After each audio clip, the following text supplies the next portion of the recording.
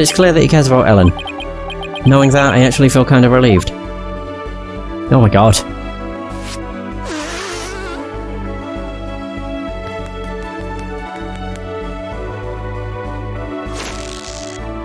Oh, that's why her hair, she like flicks it back. Mr. Wright, I just absolutely can't be found guilty, you hear? Don't worry, I'm going to do everything I can to prove your innocence. Thank you, Mr. Wright. You're welcome. The trial is about to start, sir. Edgeworth. Knowing him, he's not going to yield an inch. So I've just got to fight with everything I've got to save Ellen. You got it. Dun dun dun dun dun.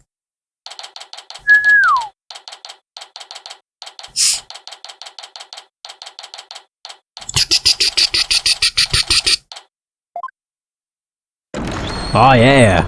God, we're back in American court. Well, you know, the court in the States. Day 1, court is now in session, all rise.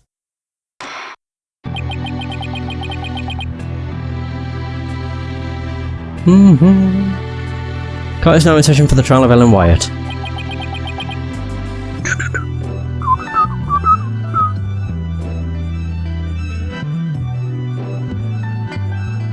The defence is ready, Your Honour. Hey! He ain't wearing his glasses.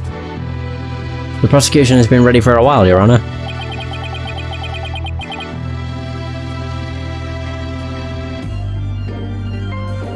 Seeing so many familiar faces gathered together like this, I feel as though I'm at a grand reunion. It makes me want to go out for dinner and drink and reminisce with all of you. Oh, that sounds like a great idea. I was dying for a real burger the whole time I was away. We can make it a welcome back party for Maya. How about it, Edgeworth? I have no intention of cavorting with my enemies. Now then, Your Honour, let us start this trial at once. Oh, still not one for light-hearted banter, are you, Mr. Edgeworth? Jokes and good humour are beyond worthless in a court of law. Guess we'll just have to have the party without him then. However, were it after the conclusion of this trial, I might consider joining you for your little welcome back party. God, seeing all these animations is great. I certainly wouldn't mind an invite, at the very least. Ew, God. He's still as emotionally constipated as ever, I see. She looks cross-eyed when she does that. Now then, Mr. Edgeworth, if you could please go over the details of this case for us. The victim was Dumbass Gloomsbury, a servant in the Sprocket household. It's probably Doomas, but Dumbass sounds way better. He was in attendance at the wedding reception that occurred from 7 PM to 10 PM. Ooh, God, my shoulder. Mr. Gloomsbury apparently felt some animosity towards Ellen Wyatt, and so...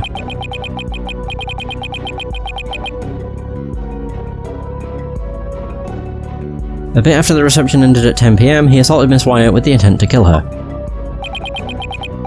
The defendant fought back and ended up killing Mr. Gloomsbury. In other words, it was justified self-defense, correct? If that's the case, then the defendant might not be criminally responsible. He's right, worst case scenario, I could go for self-defense to avoid criminal charge. I wonder how Edgeworth plans to counter that, though. The prosecution's first witness will make my view on the matter clear, Your Honour. Okay. Very well, bailiff. Please bring in the first witness. Ooh, it's a woman. Oh, it's Emma. Duh. I'm fucking stupid.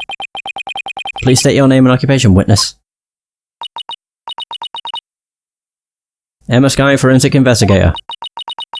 I'd just like to say, sir, that being in the same courtroom as you is a great honour. Oh yeah, she's a massive Edgeworth fanboy. Or fangirl, I guess. Oh, that's right. You're a fan of Edgeworth's, aren't you, Emma? We're good friends and all, Mr. Wright. But just this once, I intend to faithfully and fully testify for the prosecution. And I do mean that wholeheartedly. I expect no less from you. Yes, sir. I'm going to do my very best. Looks like you lost the popularity contest to Mr. Edgeworth, Nick. Nah, I really could care less. Besides, she'll see who's the better lawyer once I win this trial. Yeah, maybe then you'll actually really care less. Now, Detective Sky, if you please.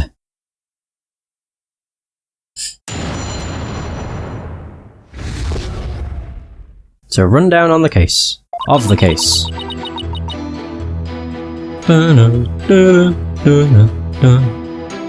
The murder weapon was a clock called the Timekeeper. The victim was hit with it from behind and he fell over right into the lantern. The defendant was spotted then, standing in front of the body holding the murder weapon. The victim was struck twice, by the way. Okay, that's an interesting thing. He was struck twice? That's right. There's no mistake about it. The first blow was to the back of the victim's head. It was hard enough to knock him unconscious. Yet, despite the fact that he had been immobilized by the first blow, the defendant delivered a second, fatal blow to the side of the victim's head. Which means... what exactly? Oh, it wasn't self-defense. I figured it would go right over your head. Let's put it this way. By striking the victim a second time, it was murder. The defendant killed her last chance to escape from any criminal wrongdoing. She did? But how, Mr. Edgeworth? The defendant may have been fighting back because she was being attacked. However, she then went on to deliver a fatal blow to a man who was already fully unconscious. Nick, is he saying what I think he is? I don't feel so well. And thus, Mr. Wright has justified self-defense been removed from the table. The prosecution intends to prove that the defendant killed the victim with murderous intent. Allow me to belatedly submit the victim's autopsy report. Of course.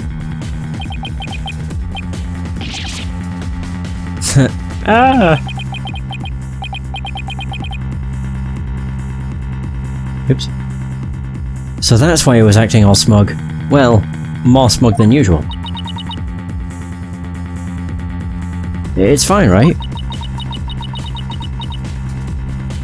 It's not like we were going to plead self-defense away anyway, right? Right, but now the judge has a negative impression of Ellen.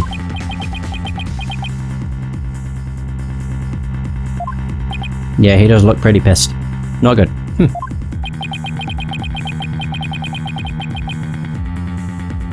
He may not get to prosecute much anymore, but he definitely hasn't lost his touch. I mean, to be fair, he's chief prosecutor. Bloomsbury's head shows signs of being hit twice. The timekeeper was used as the murder weapon.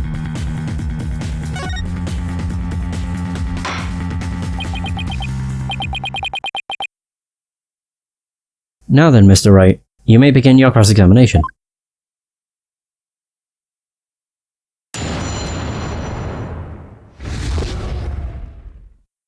Rundown of the case.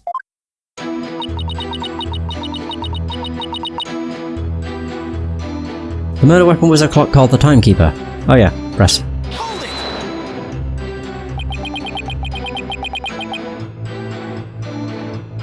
Are you completely sure the murder weapon was the Timekeeper? Yes, completely. The shape of the injury in the victim's head matches up with that of the Timekeeper, and it's definitely heavy enough to kill someone with. But would the defendant have been able to pick up and swing something so heavy? I tried it myself and I was able to lift it up just fine. Maybe you're just freakishly strong. Excuse me, Mr. Wright. I'll have you know that people on the force know me as the dainty forensic investigator. Sorry, but really, you're hardly a delicate flower. Mr. Wright, this is a court of law. Save your antics for after the trial if you know how. Yes, sir. It won't happen again, sir. Moving on. The victim was hit with it from behind, and he fell over right into the lantern. Why is he on his front then? He'd be on his back, would he not? Switch those. Why is he on his back then? He'd have been on his front, if that were the case. Would he not? Yeah, like... Yeah, he's... If he fell into it, he wouldn't have been facing this way. He also has... Wait, he has shit on him. Like part of the lantern that fell apart, it looks like it's landed on him. Kinda. Yeah, there you go. Detective Sky, I'm afraid I have to apologise in advance. For what? For embarrassing you in front of your idol. What do you mean?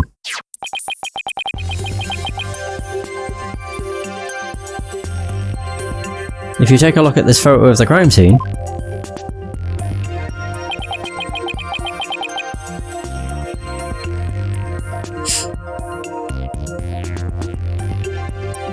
you'll see that the victim is lying on his back. Aha! But if the victim had been hit from behind as you claim, he'd have landed on his front. Then he should have fallen over into the lantern face down.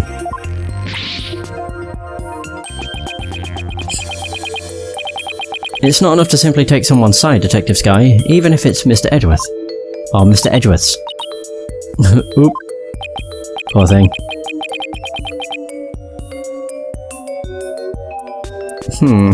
There does appear to be a flaw in Detective Sky's testimony.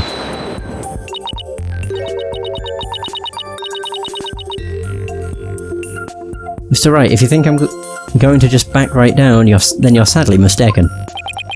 Emma is unusually fired up today. Don't forget, she's in front of her hero, Nick. If the Steel Samurai came to watch this trial, I'd want to do my absolute best too. Listen, Mr. Wright. It's entirely possible that the defendant moved the victim's body after he fell over. In that case, there wouldn't be any contradiction, right? Indeed. That was an excellent counter-argument, Detective. Hey Theo, how's it going? You can count on me, sir. So, what do you have to say to that, Mr. Wright? Is it possible that the victim's body was moved after he fell into the lantern?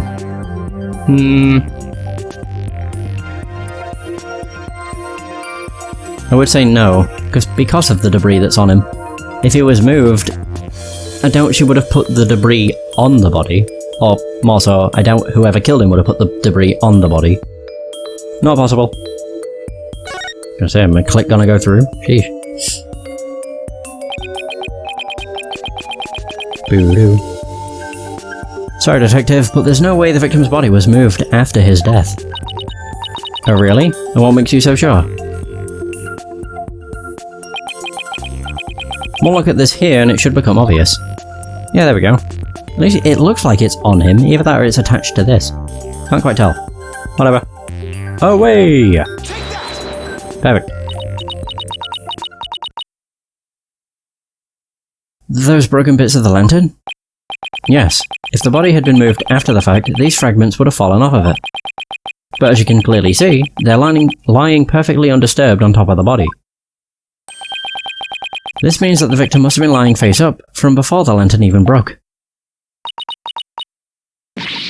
You're right.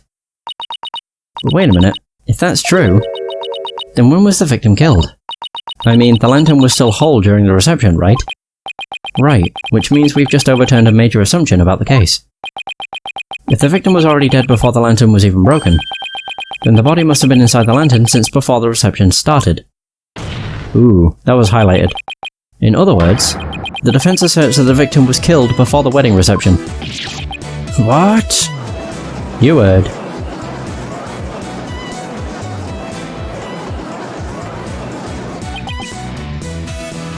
In short,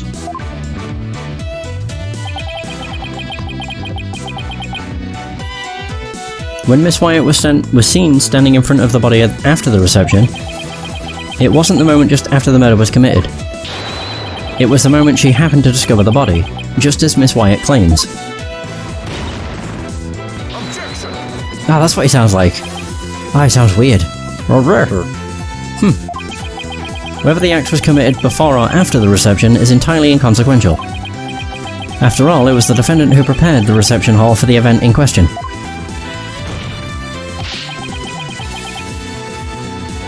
Therefore, when the murder occurred, changes nothing with regard to her guilt.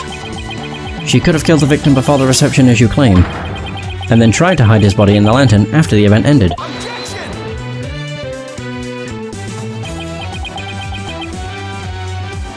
Sorry, but that doesn't make any sense.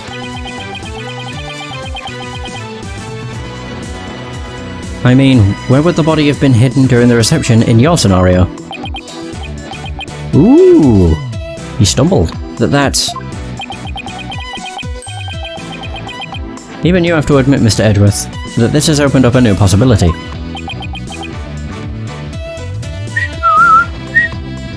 Do explain, Mr. Wright. Well, if Miss Wyatt didn't commit the crime in the reception hall, then that means someone, somewhere, put the victim's body into the lantern. I suppose that makes sense. A dead body couldn't have put itself in there. Exactly, Your Honour. In other words, if the murder actually occurred before the reception, it opens up the possibility that he was killed somewhere else. The defendant didn't do it, he was killed some other where. That he was killed somewhere else. If the body was hidden inside the lantern, then it's possible that the body was moved along with it from somewhere else. Oh, you're right. You can run that mouth of yours all you want. But do you have any evidence to support what's coming out of it, Mr. Wright? Of course I do. I think the answer lies in that piece of evidence, and in something that was left at the crime scene that will point us to where the victim was really killed. Very well, Mr. Wright. In that case, what proves that the lantern and the body were moved from somewhere else? I think it's the crap that's on the victim's body, not the debris, the other stuff. Because none of that was found in the reception hall. The photo of the victim again? Yes. I'd like the court to focus on this thing right here. Yeah, whatever the hell it is. It's part of his outfit. Flower petals, Mr. Wright. These petals are from a kind of flower that were not present in the reception hall. This means they must have gotten into the lantern when it was somewhere else. And just where do you propose this somewhere else to be, Mr. Wright? I propose that this piece of evidence will tell us where the flower petals came from. Oh dear. No, it's a reception. What other photos do we have? Oh. There it is. So it is the hold. Well, there we go. Please take a look at the flowers in this picture of the hold. Notice how their petals are of the same shape as the petals in the crime scene photo? Yes, I see. They do look to be from the same kind of flower. I like Edgeworth's animations, they're great. Is that really all you've got? A flower is a flower is a flower. They're all the same. I would hardly call what you presented compelling evidence. I'm afraid I couldn't disagree with you more, Mr. Edgeworth. I gave a flower of this type to my lovely wife once we were young. Or when we were young. So I can assure you that this is very meaningful and compelling evidence indeed. The soundness of my judgment in this matter is backed by nothing less than pure love. But, Your Honour... Let it go, Mr. Edgeworth. It's clear you don't know much about flowers. It's not like you have anyone you'd actually give any to, after all. But maybe you should study up on them, just in case the opportunity presents itself. Oof. This from the man who only knows the names of 3 types of flowers. That's hardly relevant to the case at hand. The defense asserts that it's highly probable that the victim was killed in the hold. If the body was then placed in the lantern and moved to the reception hall for some reason,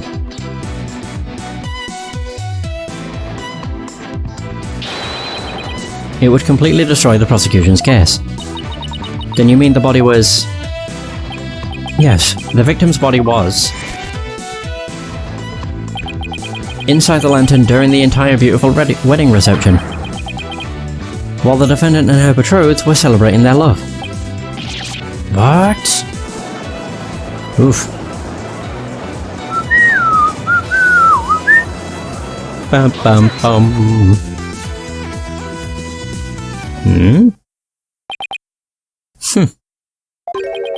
Your smooth talk might work on his honour, but it won't work on me. What are you talking about now? Take another look at all of the evidence and you'll soon see what I mean. I wish you would just tell me already. Detective Sky, I'm sure you've already figured out what I'm talking about, correct? Of course, sir. Mr. Wright is the only one here who hasn't. Why don't you leave this to me, Mr. Edgeworth? I'm very confused. Very well, let's see what you can do. Detective Sky, please give your testimony to this court. Okay. The prosecution's rebuttal. The victim could not have been killed before the reception. The autopsy report states that the estimated time of death was after the reception. And that estimated time of death is correct. There's no way it could be wrong. Oh, yes there is. It's clear Mr. Gloomsbury was killed after the reception. And that completely contradicts your claim. I guess so. It doesn't. Because of what powers the fog machine. Tell me you took at least a cursory glance at the autopsy report, Mr. Wright. It appears you've grown rusty since our last outing. Might I suggest you go back and brush up on the basics? Sure, though I must say you're as cocky as ever, Mr. Edgeworth. I beg your pardon? What are you trying to say, Mr. Wright? I'm just saying that I'll go back to basics if that's what Mr. Edgeworth wants. I'll prove how badly he's underestimating me with a good old-fashioned cross-examination. Ooh. Very well. Let's see you put your money where your mouth is, Mr. Wright.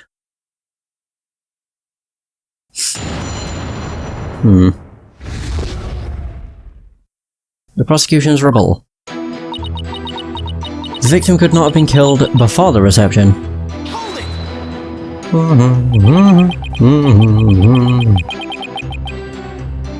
You sound pretty certain. You must have some solid grounds for making that claim, right? Of course I do. And you're going to feel silly when I show you what they are.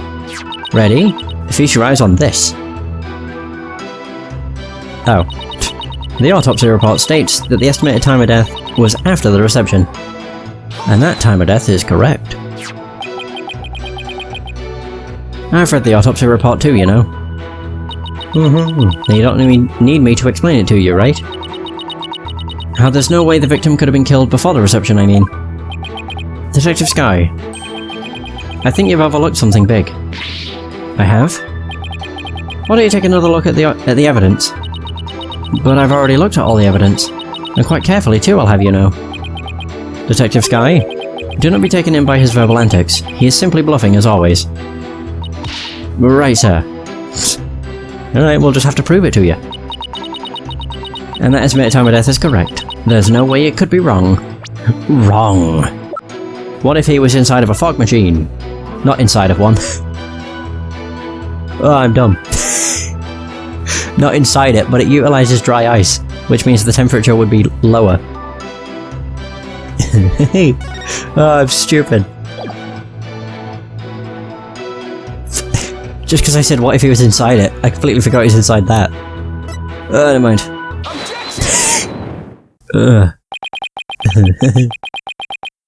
I admit that the estimated time of death does contradict my theory. Finally, and that means your theory that the victim was killed before the reception is still entirely plausible. Huh? What makes you think that?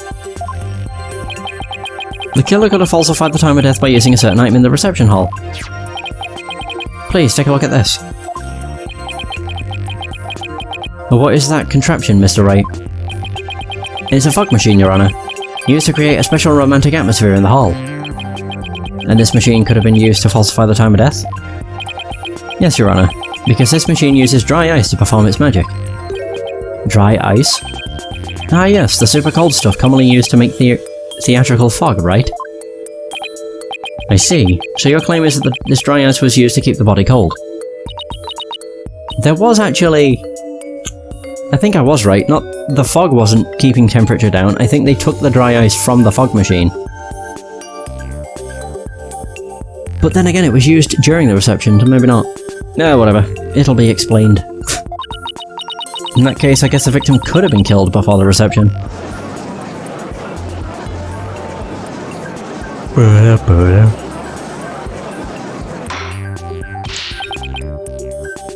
Order. Order in this court. Well, Mr. Edgeworth, what do you have to say about this development? That the victim was killed in the hold before the wedding reception? The prosecution acknowledges the possibility of this claim. Now we're getting somewhere.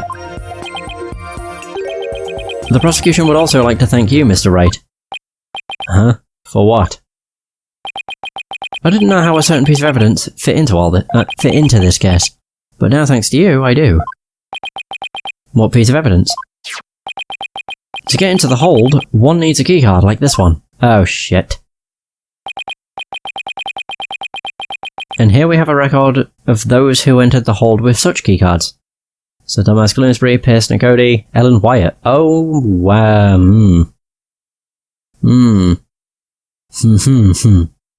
Oh, it's looking more like Pierce did it. I don't know if he did, but oh man. The times aren't specified, but these are the last 3 entries on the day of the murder. And as you can see, the last person to enter the hold that day was the defendant. What? So the one who moved the body out of the hold must have been... That's right. It was none other than the defendant. Great. So hold entry record. A record of the keycard used to access the airship hold. Ah, bugger. Hey Nick, take a look at this entry record. There are a couple of other names on here besides Ellen's. Hey, you're right. A couple, there's one other name. According to the entry record, Mr. Edgeworth, Pearson Cody had also gone into the hold. Isn't it possible that he could have been the culprit? Objection. Okay, I guess not. Sorry, but Mr. Nicody was escorting a few of the guests at the time. I'm sure they would be happy to testify to that fact if you'd like. Think me cocky all you like, Mr. Wright, but my confidence is rarely misplaced. Now then, it's probably safe to assume that after killing the victim in the hold, the defendant moved his body to the hall in order to dispose of it discreetly. What do you mean by discreetly? The defendant volunteered to take care of the reception's cleanup personally. That means she would have had the chance to dispose of anything in any way she wanted, including taking the lantern off the airship without raising any suspicion. Don't tell me you didn't know about Miss Wyatt volunteering for cleanup duty, Mr. Wright. Of course I did. For my last task as a servant of the Sprocket household, I offered to take on the preparation and cleanup of the reception banquet. I see.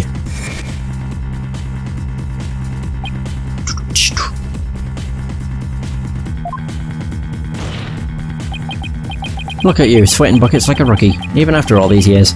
Nevertheless, thank you for proving that the only person who could have killed the victim in the hold is...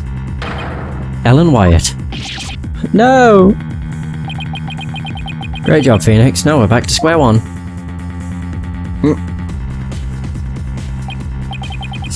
Perhaps you should ask Miss Cykes for some help in reviewing Defense for Dummies. Where'd it go, sir? You've got Mr. Wright in a cold sweat. I wonder if maybe the promise of seeing that miserable look on his face is what brought me back to court today. It certainly made all of my stress and woes as Chief Prosecutor just melt away. I guess he had a lot of stress built up. I'll give him something to stress over before we're through today. Your Honour, the prosecution asks that you render your verdict at this time. Before that man over there tries to throw the court into chaos with his meaningless bluffs. I see. Mr. Wright? Are there any less meaningful bluffs you'd like to present to this court? Ugh. Why does he have to assume it'll be a bluff? Nick, hurry up and throw a good one. Throw a good one out there. I will.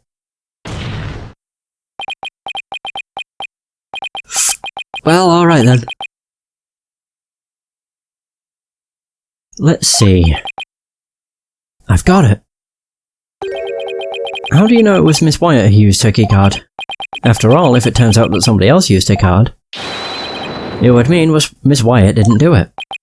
Interesting. And are you able to prove this bluff to be true? I assure you I'm not bluffing, Your Honour. Well, now what? Wait a minute, Nick. I can think of a certain somebody who might have used Ellen's keycard. You can? Remember? The one who was sneaking around the hold in spite of not being a family member? Oh, that's right. God, they gave it away. Your Honor, the defense would like to call a certain witness to the stand. We would like to call upon... Mr. Butts. I need the testimony of this person who may have entered the hold with Miss Wyatt's keycard. That's your witness? Are you saying that that numbskull was on the airship? He never breathed a word about that to me. That's not surprising, because Mr. Nicody told him to keep quiet about it. But Mr. Butts himself admitted it to me. He claimed to have found a way to sneak into the Flying Chapel's hold to see Miss Wyatt. This photo we took and gave to me is proof.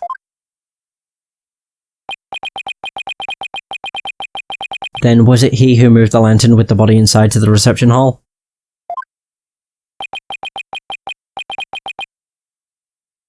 You know as well as I that with him anything is possible. And that this is one possibility we should definitely look into. I can't believe this. What in the world is he doing mixed up in this? Come on, Mr. Edgeworth. Remember what we've been saying since elementary school? When something smells, it's usually the butts. As his theme plays. Exactly. That Larry, he'll pay for this. Well, if you want to extract your payment now... He's right up there in the gallery. Yikes. Bailiff, seize the witness before he makes a run for it. No! Why does this stuff always happen to me? Sorry, Larry, but you brought this on yourself. Let us break for a 15-minute recess. I ask that both sides prepare for the next witness's testimony during this time.